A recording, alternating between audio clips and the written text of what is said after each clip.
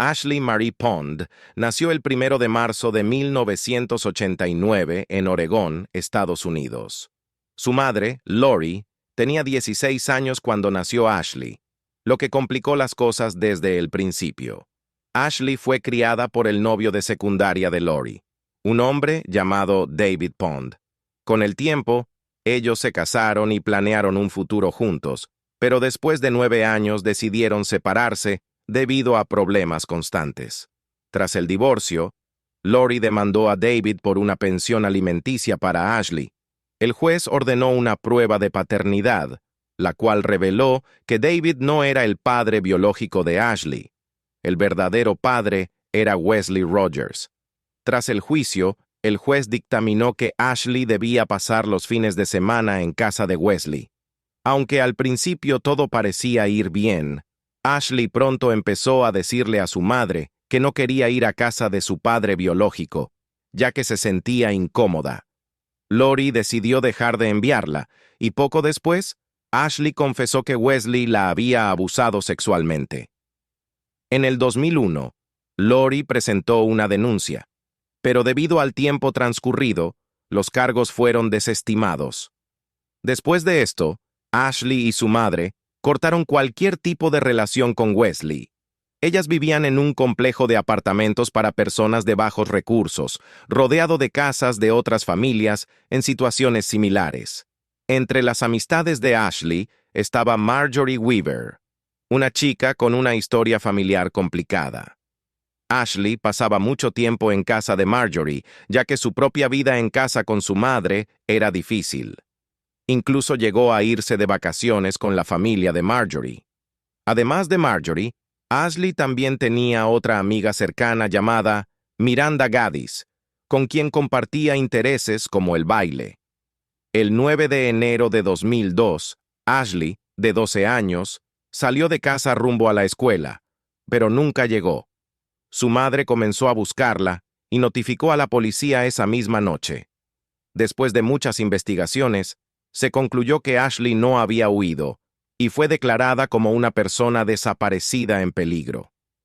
Comenzaron a revisar la actividad en línea de la joven, así como las áreas circundantes, bosques, terrenos abiertos y alguna pequeña laguna que hubiera cerca.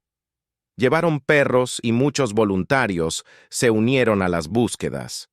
Sus compañeros de clase también participaron en la búsqueda. A pesar de ser menores, estaban muy pendientes de todo lo que ocurría. Su amiga Miranda estuvo muy involucrada en las búsquedas, pero con el transcurso de los días no se supo nada de Ashley. Pronto, todas las miradas se centraron en una persona del vecindario.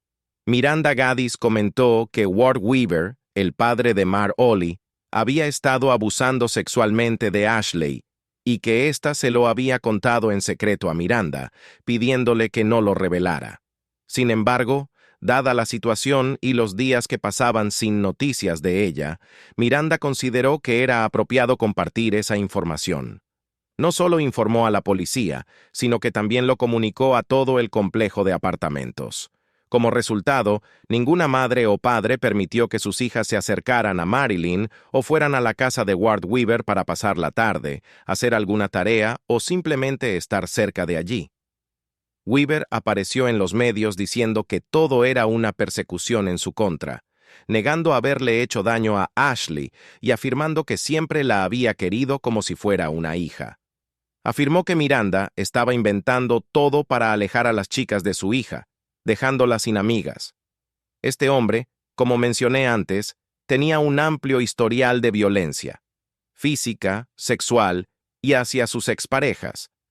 Había tenido varias amantes a las que también había agredido, y no solo a ellas, sino a personas desconocidas en la calle, a quienes también había golpeado. Todo esto tenía un trasfondo familiar, ya que su padre también era conocido por ser muy violento y tener muchos antecedentes.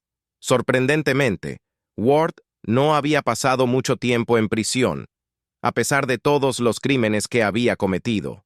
Aunque fue condenado por algunos delitos, otros, en particular los relacionados con sus parejas, no llegaron a juicio porque ellas no lo denunciaron o retiraron las denuncias después.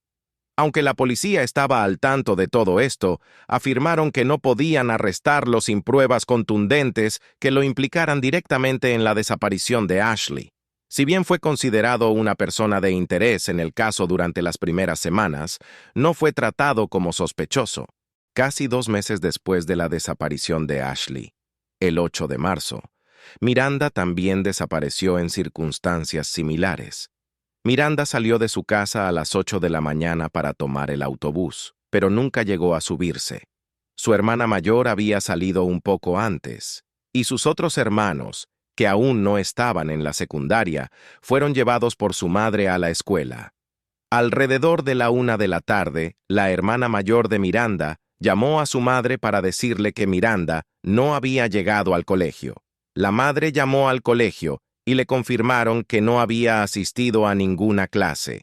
En ese momento, la madre de Miranda acudió a la policía para reportarla como desaparecida. Esa noche, al no tener noticias de Miranda, el hecho de que las dos chicas hubieran desaparecido con casi 2 meses exactos de diferencia, por la mañana, al salir de sus casas para tomar el autobús, y además siendo amigas, hizo que la policía empezara a ver muchas señales de alerta. La policía ya daba por hecho que era la misma persona quien había secuestrado a ambas. Se colocaron carteles y se intensificaron las búsquedas, pero no se encontró ningún indicio de las jóvenes. En ese momento, Ward ya fue considerado un sospechoso porque Miranda había hablado sobre las cosas que supuestamente él le había hecho a Ashley. Entonces, la policía decidió comenzar a interrogarlo. Ward contactó con algunos medios y permitió que periodistas entraran a su casa. Los reporteros que lo entrevistaron afirmaron no haber notado nada extraño. Ward habló sobre las llamadas entre las chicas y su hija, y cómo las quería como si fueran sus propias hijas. Sin embargo, algo llamó la atención. En el patio trasero de la casa había una losa de concreto recién colocada, cuya diferencia de material era evidente. Cuando la reportera le preguntó sobre esto, Ward dijo que estaba preparando el terreno para poner un jacuzzi. El 3 de agosto de 2002, el hijo mayor de Ward y su madre llamaron al 911 para reportar que el hombre había intentado violar a la novia de su hijo, una joven de 19 años. El hijo también mencionó que su padre tenía algo que ver con la desaparición de las dos niñas. I need to tell everyone about my father, man. About what he did to those girls. Okay. What do you think he did? I know what he did, man. He did it. He did that for girls. And then he killed them. This is where I have to stop against my family, man. Me and my brothers aren't like that.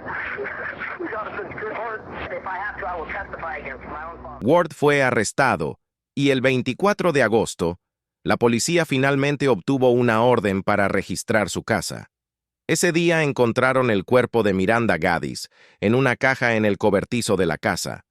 Debajo de la losa de concreto, que supuestamente era para el jacuzzi, hallaron el cuerpo de Ashley.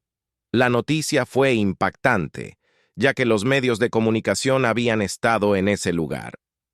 Ward había hablado con tranquilidad, a pesar de tener los cuerpos de las niñas en su casa, e incluso habían pasado sobre la tumba que él había preparado para una de ellas sin darse cuenta.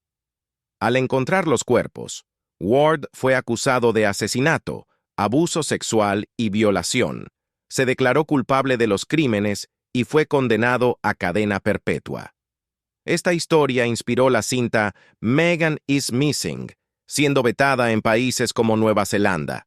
La película narra la historia de dos amigas, Megan y Amy. Primero Megan desaparece, y su amiga Amy trata de localizarla, pero poco tiempo después también desaparece.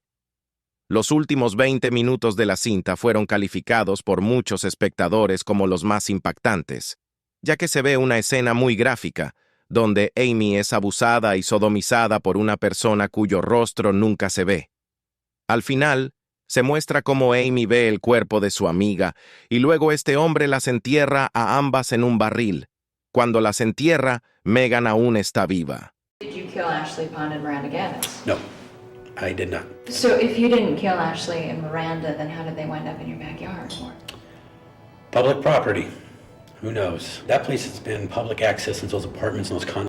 Y esta ha sido la historia que ojalá no haber tenido que contar nunca, uno de los crímenes más atroces que se han cometido. Descansen en paz los pequeños ángeles, Ashley y Miranda.